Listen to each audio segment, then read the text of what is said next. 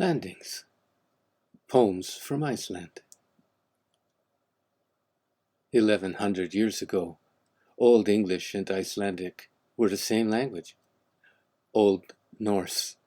This language is still spoken and read in Iceland. English speakers still string together many of its words. Just, in a bad accent and with a lot of slang. Together, though, we speak the language of the earth and the sea and the sky and their people. We speak of simple things like light and water woven together at nightfall. In this language, the world is a shore, and not just a shore between water and stone. Terns, for example, spend their whole lives in the air, from the planet's north to its south and back.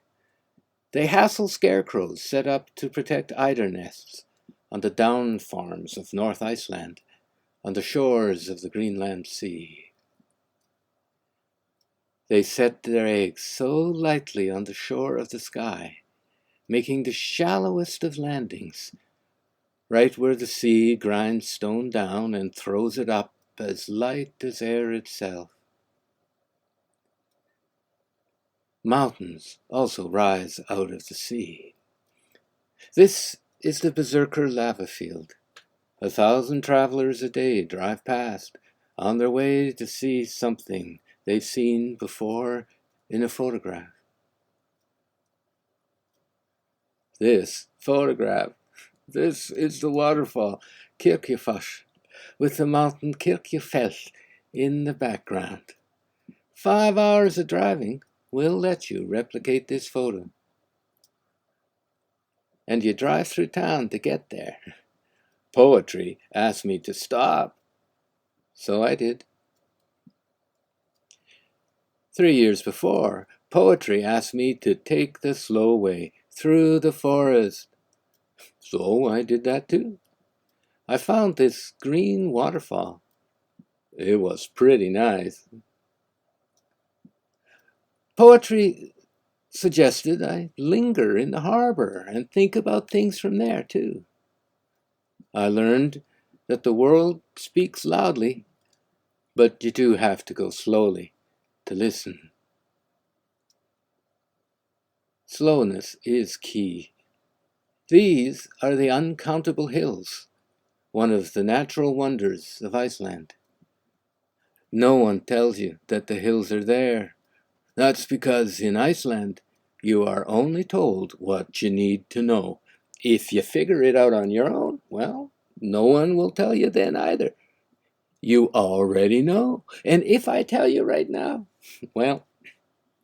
chances are you'll still drive past. You won't know where to turn off. These are simple truths of island life.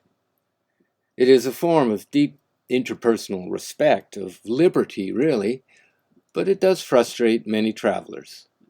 Modern people, like us, used to thinking in our heads, comfortable with the notion that social life occurs between one human and another, do take a little bit of time to learn that it is also something between a human and a herd of hills, and everyone else who has figured it out too. And another simple thing. Things fall. It's why a mountain is called a fjall, a fall, a clatter of stones. It's a sound. This clatter lands, so we call it land, not because it is a place, but because it is the sound of something hitting hard and staying put. Land. You can hear the swamp scoosh out from beneath it when you say it. On an island, the simplest thing is that we are at sea. Everything is at sea. Lichen is at sea. It blows in waves. A hill is a breaker on the shore. Grass is tossed with whitecaps in storm.